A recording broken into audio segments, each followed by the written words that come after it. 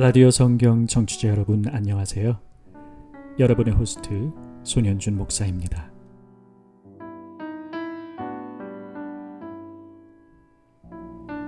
(2026년 6월 3일) 대한민국의 민주주의는 도둑맞았습니다.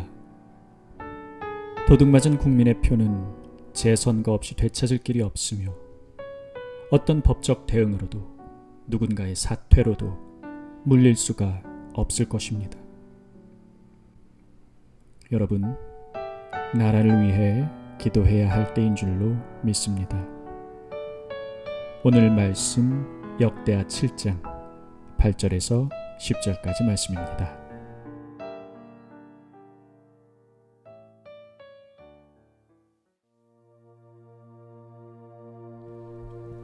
그때 솔로몬이 7일 동안 절기를 지켰는데 하맛 어귀에서부터 애굽 강까지의 온 이스라엘의 심히 큰 회중이 모여 그와 함께 하였더니 8째 날에 무리가 한 성회를 여니라. 제단의 낙성식을 7일 동안 행한 후 이 절기를 7일 동안 지키니라. 7째 달 제23일에 왕이 백성을 그들의 장막으로 돌려 보내매 백성이 여호와께서 다윗과 솔로몬과 그의 백성 이스라엘에게 베푸신 은혜로 말미암아 기뻐하며 마음에 즐거워하였더라.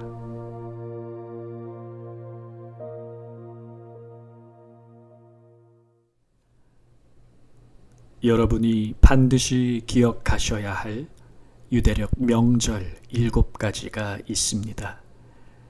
유월절, 무교절, 초실절, 칠칠절, 나팔절, 대속죄일, 그리고 장막절. 이 7가지 명절은 예언적으로 성취된 명절 4가지와 예언적으로 아직 성취되지 않은 명절 3가지로 분류가 되는데요. 먼저 예수 그리스도의 성육신 사건으로 인하여 그 예언적 의미가 성취된 명절은 유월절, 무교절, 초실절, 그리고 칠칠절입니다. 이 각각의 명절은 기독교에서 다음과 같이 해석되어집니다. 첫째, 어린 양의 피로 장자의 죽음을 대신하는 유월절은 그리스도의 십자가 죽음과 대속을 의미합니다. 둘째, 유월절 직후 7일간 이어지는 무교절은 누룩을 넣지 않은 빵을 먹는 기간인데 이것은 곧 죄악과 종교적 율법주의의 제거를 의미합니다. 셋째, 초실절은 이스라엘의 가나안 입성 이후 거둔 곡물의 첫 이삭 한 단을 바치는 날이었으며 해마다 유월절과 무교절 중에 들어있는 안식 후 이튿날로 정하여 지켜왔습니다. 예수님께서도 안식 후 첫날, 곧 안식 후 이튿날 다시 살아나셨고 그 이후 승천하시어 하나님께 온전히 바쳐진 부활의 첫 열매가 되셨으므로 초실절은 예수 그리스도의 부활과 승천을 상징하는 날입니다. 그러므로 유월절, 무교절, 초실절 이 3가지 명절은 예수 그리스도의 고난과 죽음, 부활 및 승천까지의 일기를 포함하는 매우 중요한 절기들인 것이죠. 넷째, 칠칠절은 첫 열매를 드리는 초실절로부터 7주, 즉 49일을 세고 그 다음 날인 50일째 되는 날을 기념하여 2번째 거둔 곡식을 바치는 절기이며 이것은 곧 예수 그리스도 부활 승천 이후 50일째 되는 날 성령께서 친히 예수 그리스도의 제자들에게로 강림하신 사건을 기념하는 날입니다. 부활의 첫 열매 되신 예수 그리스도의 영을 받음으로써 그분의 제자들 또한 부활의 또 다른 열매들로 거듭나게 된 것입니다. 그러므로 여러분, 성령 받기를 사모하십시오. 성령 받지 않고 천국을 볼 자 없는 것은 죽음을 이기고 부활하신 예수 그리스도의 영, 즉 성령을 받지 않고는 죽음을 이기고 생명의 부활로 나아올 자가 없기 때문입니다. 이와 같이 유월절, 무교절, 초실절, 그리고 칠칠절은 예수 그리스도 초림 때에 있을 일들을 그림자적으로 예표하던 절기들이었습니다. 그러나 나머지 세 가지 절기, 나팔절, 대속죄일, 그리고 장막절은 예수 그리스도의 재림시에 있을 일들을 예표하고 있으며 때문에 아직 예언적으로 성취되지 못한 절기들로 분류가 되는데요. 주목할 만한 것은 이 세 가지 절기 모두 유대력 일곱째 달인 티슈레이 달에 몰려 있다는 사실입니다. 그리고 솔로몬이 성전을 완성하여 하나님께 바쳐드리며 낙성식을 거행한 것도 역시 유대력 일곱째 달인 티슈레이 달이었다는 것이죠. 이것이 과연 우연의 일치였을까요? 역대하 5장 1절에서 3절까지 말씀 함께 보시죠. 솔로몬이 여호와의 전을 위하여 만드는 모든 일을 마친지라. 이에 솔로몬이 그의 아버지 다윗이 드린 은과 금과 모든 기구를 가져다가 하나님의 전 곳간에 두었더라. 이에 솔로몬이 여호와의 언약궤를 다윗성 곧 시온에서부터 메어 올리고자 하여 이스라엘 장로들과 모든 지파의 우두머리 곧 이스라엘 자손의 족장들을 다 예루살렘으로 소집하니 일곱째 달 절기에 이스라엘 모든 사람이 다 왕에게로 모이고. 여러분, 말씀에 의하면 솔로몬 성전 낙성식이 거행된 것은 일곱째 달 절기였다고 하는데, 그렇다면 나팔절과 대속죄일 그리고 장막절 중 어느 절기에 모였던 것일까요? 오늘 본문 말씀 7장 8절에서 10절까지의 말씀을 보면 그 궁금증이 풀립니다. 우선 8절에 의하면 솔로몬은 예루살렘에 모인 이스라엘 온 회중과 함께 낙성식과 겸하여 7일 동안 절기를 지킵니다. 그 이후 9절에 의하면 그들은 바로 이어 또 다시 성회로 모여 7일간의 절기를 지킵니다. 이 두 번의 일주일을 절기로 지킨 후 10절에 의하면 백성들은 일곱째 달 제23일에 각각 장막으로 돌아갑니다. 그러므로 23일을 기준으로 두 번의 일주일, 즉 14일을 뒤로 세워보면 이 절기를 시작한 날짜가 나오는데 곧 7월 9일입니다. 자, 그럼 이 말씀을 일곱째 달 절기들에 관하여 기록되어 있는 레위기 23장의 말씀과 비교하여 보도록 하죠. 레위기 23장 26절에서 32절까지의 말씀은 일곱째 달의 세 가지 절기 중 대속죄일에 관한 기록인데, 이 중 27절 말씀은 대속죄일을 7월 10일로 명시하고 있습니다. 일곱째 달 열흘날은 속죄일이니 너희는 성회를 열고 스스로 괴롭게 하며 여호와께 화제를 드리고. 그런데 여러분 혹시 알고 계신가요? 유대인들의 하루는 저녁이 되고 아침이 되니라는 천지창조의 말씀에 기초하여 아침이 아닌 저녁부터 시작하며 그들이 지키는 모든 절기 또한 저녁에 시작합니다. 때문에 유대인들은 7월 10일에 열리는 대속죄를 9일 저녁부터 시작하며 이것은 곧 이스라엘이 솔로몬 성전 낙성식을 위하여 모인 날짜 7월 9일과 일치하는 것이죠. 또한 7월 10일 대속죄일 이후 장막절은 7월 15일부터 시작하여 이래 동안 지킨 후 그 다음 날인 여덟째 날까지 지키라고 명시되어 있습니다.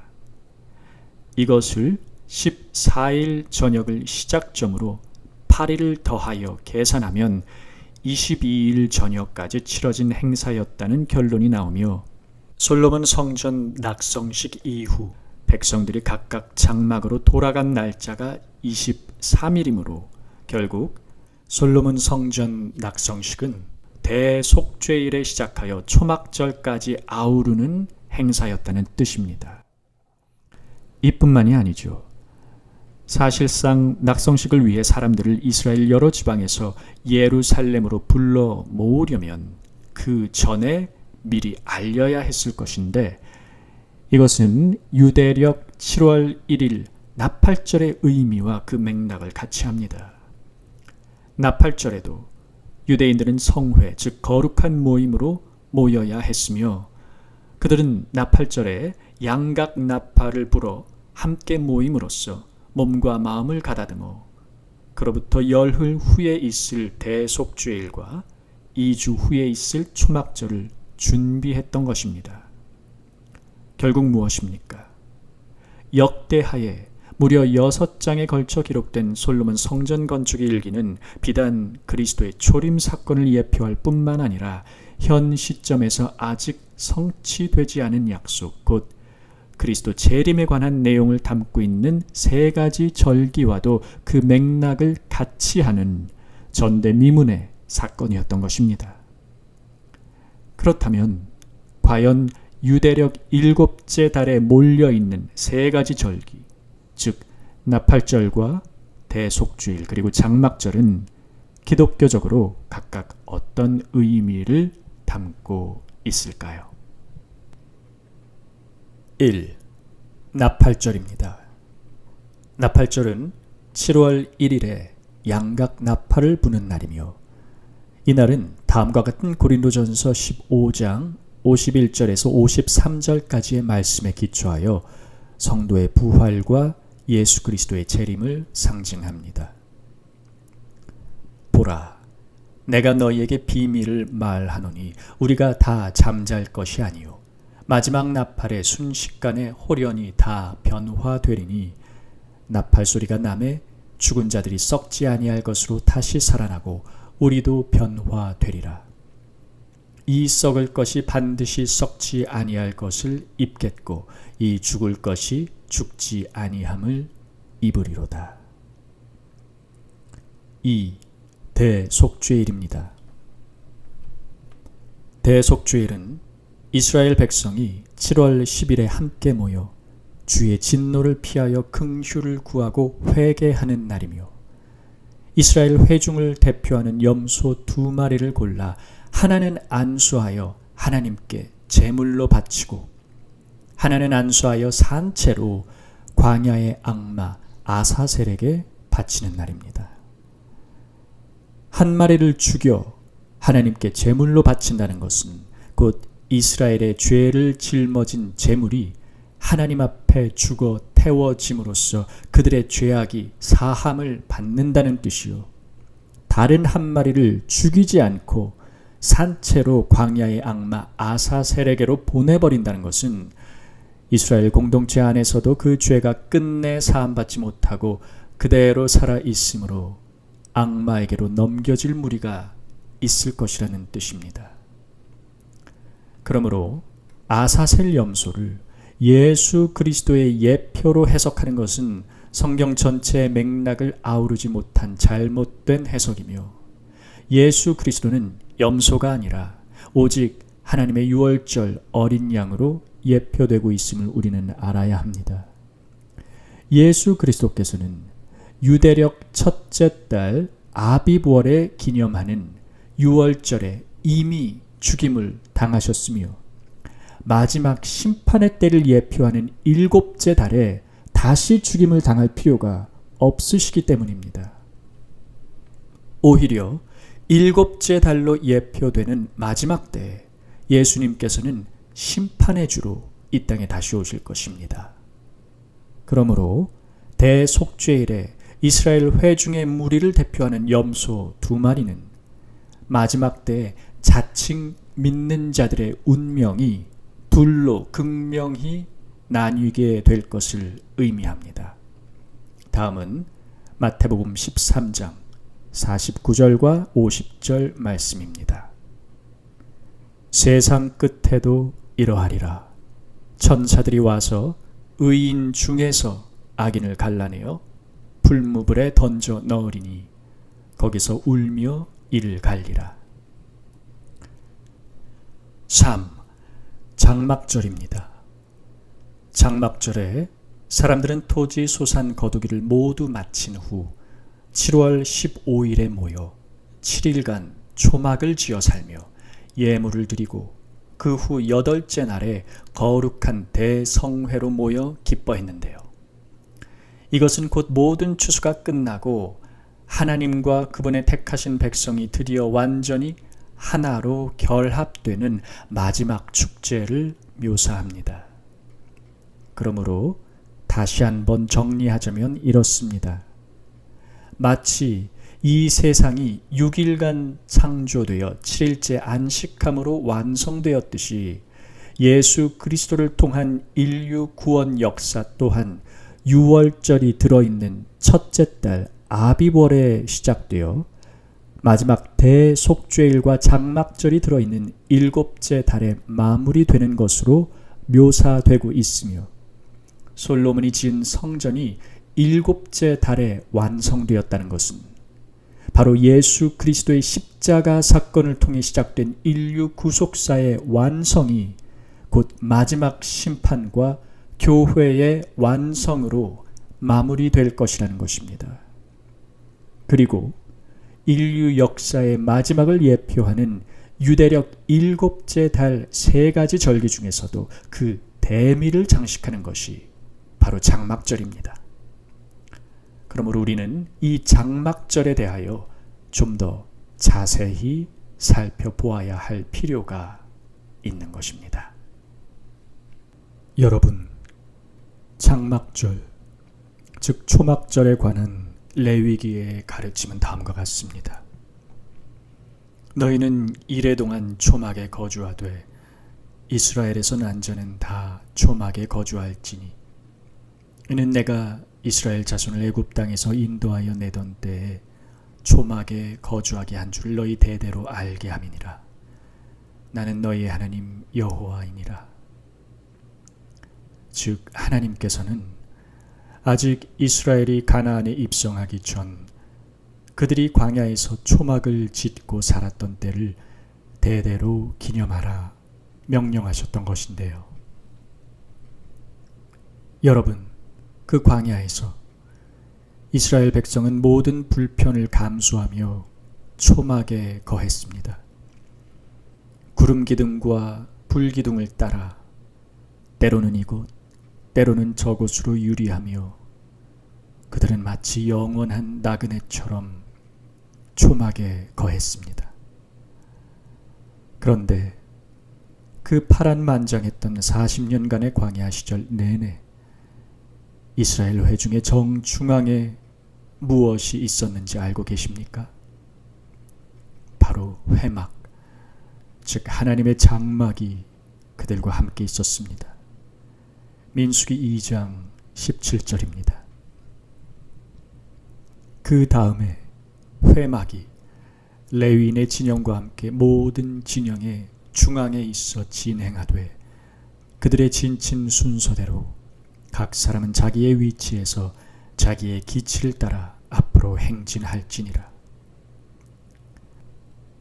도대체 왜 하나님께서는 인류 역사의 대미를 장식하는 마지막 절기에 노예 생활에서 벗어나 출애굽했던 감격의 순간 대신 가나안에 입성했던 승리와 기쁨의 순간 대신 불편함으로 가득했던 광야 시절을 기념하라고 하셨던 것일까요? 그것은 바로 이스라엘에게는 고통이었고 끊임없는 고난의 연속이었고 귀찮음과 짜증과 불평의 연속이었을 그 광야 시절이 하나님께는 바로 그들 가장 가까이에서 한 걸음 한 걸음 동행하실 수 있었던 가장 찬란한 시절이었기 때문입니다. 마치 이제 막 걸음마를 떼어 때로는 휘청거리고 때로는 넘어지고 때로는 악을 쓰고 때를 쓰며 울어대던 나의 가장 철없던 어린 시절을 오히려 내가 가장 사랑스러웠던 때로 기억하는 내 부모의 편향된 사랑처럼 아무것도 할 줄 모르던 그 떼쟁이를 가장 가까이에서 돌보고 치닥거리하던 그 순간들을 오히려 그들 인생에 가장 빛나고 행복했던 시절로 기억하는 내 부모의 영원한 짝사랑처럼 하나님의 마음속에는 400여 년간의 노예 생활에서 벗어나 이제 막 여호와 하나님이 누구이신지 알아가던 그 오합지졸들을 그분의 거룩한 군대라 부르시며 그 누구보다 자랑스럽게 그들 한가운데 서서 그들을 인도하시던 그 시절이 가장 소중한 추억이었기 때문입니다. 때로는 슬픔으로 실수와 죄악으로 뒤범벅되어 연약한 육신을 입고 살아온 우리의 한평생을 우리는 행복했던 놀이동산이 아니라 다시는 지나고 싶지 않은 광야로 기억할지도 모릅니다. 그러나 우리의 인생이 꽃동산 대신 눈물과 슬픔 가득했던 광야였기에 우린 그 고통의 순간마다 보이지 않는 하나님을 기억했으며 우리의 눈을 들어 하늘나라를 구할 수 있었습니다. 이 땅의 영원한 나그네 되어 불편하고 연약한 육신의 장막 안에 살아왔기에 우리는 우리의 악하고 교만한 본성을 거슬러 때로는 겸손한 마음으로 하나님을 찾을 수 있었습니다. 주께서 인생으로 고생하게 하시며 근심하게 하심은 본심이 아니시로다 라는 예레미야 애가 3장 33절의 말씀은 그러므로 오직 외부의 접근으로부터 차단된 외롭고 간주한 땅 광야라는 시공간에서 내 눈물에 비친 하나님의 사랑을 본 자들만이 이해할 수 있는 말씀이며 그분의 눈물에 비친 나의 첫사랑을 영원토록 간직하기 원하시는 하나님 아버지의 진심이 담겨진 고백인 것입니다. 최후의 모든 심판이 끝난 후 새 예루살렘을 그리는 요한계시록 21장은 이렇게 말씀합니다. 보라, 하나님의 장막이 사람들과 함께 있음에 하나님이 그들과 함께 계시리니 그들은 하나님의 백성이 되고 하나님은 친히 그들과 함께 계셔서 모든 눈물을 그 눈에서 닦아 주시니 다시는 사망이 없고 애통하는 것이나 곡하는 것이나 아픈 것이 다시 있지 아니하리니 처음 것들이 지나갔음이로라. 여러분, 이것이 바로 장막절의 참된 의미입니다. 그때 나는 고통 중에라도 너와 함께 하고 싶은 마음에 눈물을 머금고 너를 광야로 이끌었지만 이제는 고통 없는 나라에서 영원토록 너와 함께 하리라. 그때 나는 너의 눈물 속에서 나를 향한 너의 사랑을 확인해야 했지만 이제 다시는 너의 눈에 눈물을 흐르게 하지 않으리라.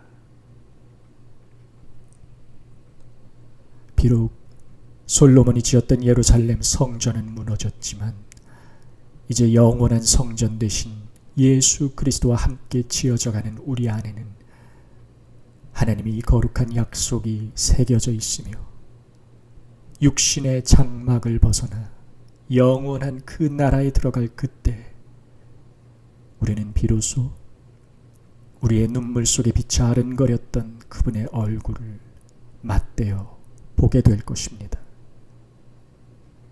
그 영광의 때를 소망하며 이 광야의 때를 세상이 이해할 수 없는 기쁨으로 살아내는 저와 여러분 모두의 삶 속에 예수 그리스도의 은혜가 영원토록 함께 하시기를 축원드립니다. 말씀을 마무리하며 여러분께 전해드릴 곡은 찬송가에 수록되어 있는 곡입니다. 주가 맡긴 모든 역사. 이 찬송가의 가사에서 마음에 가장 와닿는 구절은 아마 후렴 부분이 아닐까 싶은데요.